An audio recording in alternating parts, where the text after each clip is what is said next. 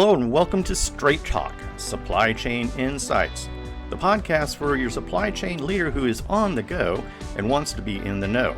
And now, your host, Lora Cecere. Welcome to Straight Talk with Supply Chain Insights. My name is Lora Cecere. I'm the founder of Supply Chain Insights, and I do this podcast weekly to help supply chain leaders who want to be in the know but are on the go. And I have speakers that I trust in the industry, and today I'm talking to John Davies, who is my go-to resource for anything sustainability, ESG. John, let's have a chat. Tell the group a little bit about yourself.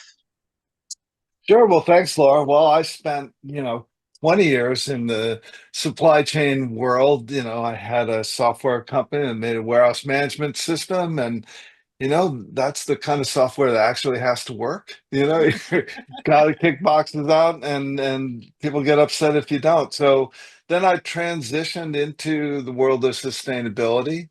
And I am currently the president of networks for Trellis Group, which is a media and events company, but I lead a network of more than 160 companies, chief sustainability officers and their teams, and supply chain is a critical issue when it comes to sustainability.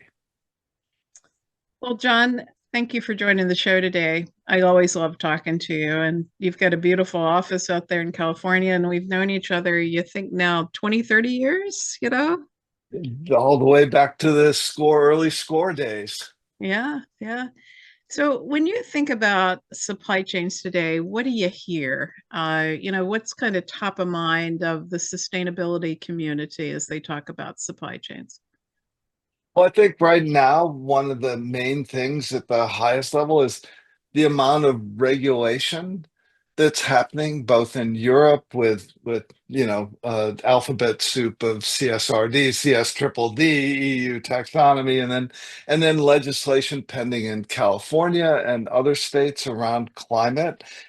And there's a lot of pushback right now, so there's a lot of uncertainty as to which legislation is actually going to be driving sustainable efforts, and then those are going to cascade down to supply chain requirements associated with that legislation. So it's an interesting time. It's not easy to figure out what you're supposed to be doing. Well, I mean, the alphabet soup is confusing in itself, and I wonder, John, from my view, kind of that Maslow's hierarchy of needs of supply chain leaders with the uncertainty and what's happening day to day and changes in the supply chain with tariffs and, disruption and shortages. Where does sustainability fit right now? Are the efforts continuing? Do you think those regulations are going to come to pass? What's your forecast? There may be a little bit of slowing down, but it's still going to move forward. I mean, there's enough momentum behind this regulation. It might affect fewer companies, like the EU omnibus that came out a month or two ago, reduced the number of companies, but for large, Fortune 500, Global 2000 companies, they're going to have to abide by the regulation, and it's law in places where there's real consequence. So it's going to happen. It just may happen at a slightly slower pace.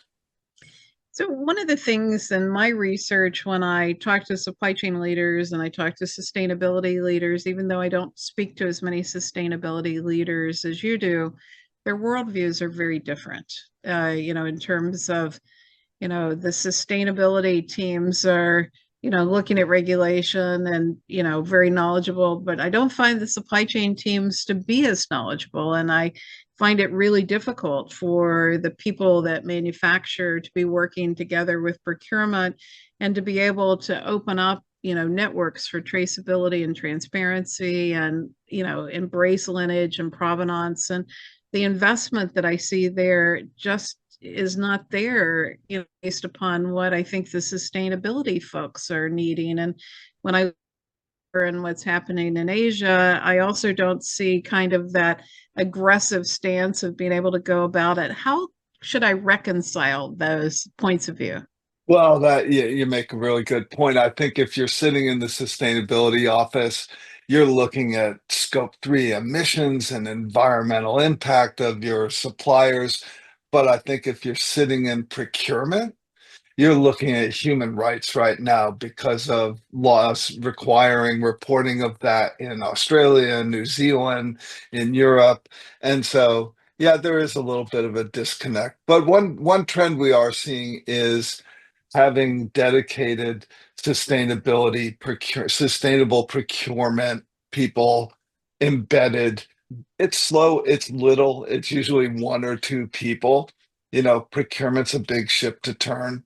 We are seeing it when it comes to the human rights part. And as some of this regulation gets implemented, we'll start seeing more in terms of emissions reporting. But one of the things I find is a lack of understanding of base capabilities. A lot of sustainability folks are investing in track and trace, but not in lineage, and they don't understand the difference between kind of a snapshot and then really tracking lineage at multi-tier. And I don't see organizations aggressively investing in those capabilities. Tell me what that disconnect is from your perspective. Well, I think right now and sorry to harp on, but I think it's responding to regulation versus being forward looking.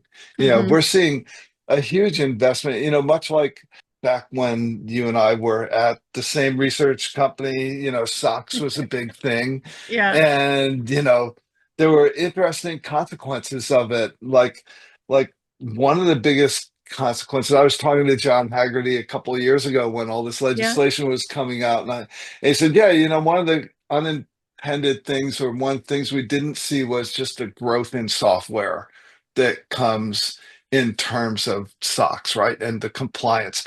And we're seeing a similar thing, I think, in preparation for a lot of this legislation with carbon accounting software, with systems that will hold a single version of the truth. And I think the same is happening with traceability and tracking software. It's early days. So very, very competitive, no market leader, you know. But what I see in that software is there are a lot of people that are pretty junior in the supply chain that don't know the difference between track and trace and lineage, or don't understand the standards, because we got the alphabet soup over there too, and standards aren't the end all, right? And so that understanding with these new software companies worries me. But anyway, uh, when you think about regulation, what do you think is really going to happen? Do you think that Europe is going to be as aggressive with what's happening in war-torn Ukraine and the fear of, what's happening with Russia and China? Do you think Europe is going to be as aggressive on their alphabet soup regulation? Yeah, predictions are always tough, Laura, I know, right? I We don't know. But I think in some ways, I mean, we've seen just recently with bankers with the Basel Accord that they've decided to push back really hard against the US, whereas before it was much more of a negotiating compliance. So we may see as a result of our current administration that Europeans decide to go all in and say, you know what, we're gonna drive even more of these regulations.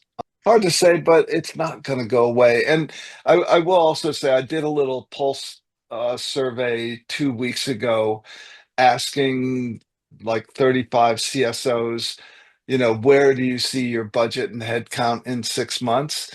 And 80% of them said no change. We're still going forward with what we're working on. So I don't think that much is going to change in that respect.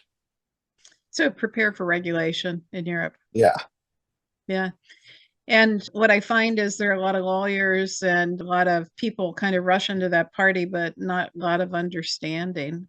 So if we would wrap this up, John, and say, speaking to a supply chain leader, like what are the things they should do? What should they focus on?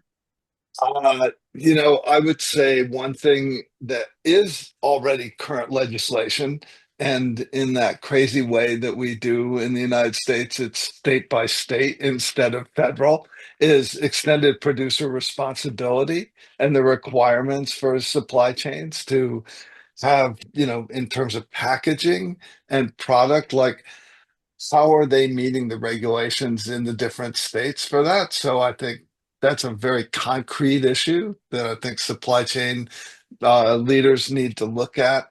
And then I think I tell sustainability professionals, go talk to your supply chain leaders, figure out what they're bonused on, how they're rewarded, and then talk to them in their language about how to address some of this coming regulation and how to plan for it.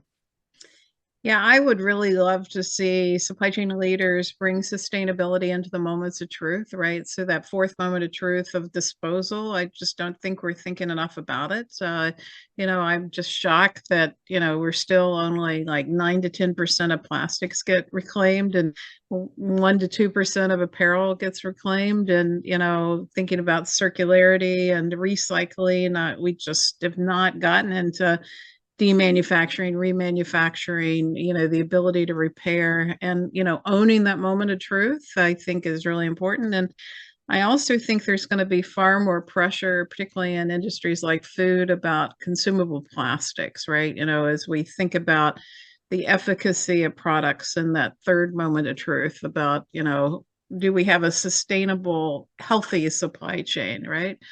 So, a lot going on. Yeah. Yeah, tons of going on, but moving forward. I Yeah. mean, this is a discussion that wasn't happening 10 years ago. So I think, we're seeing change. It's just coming slower than maybe people would hope.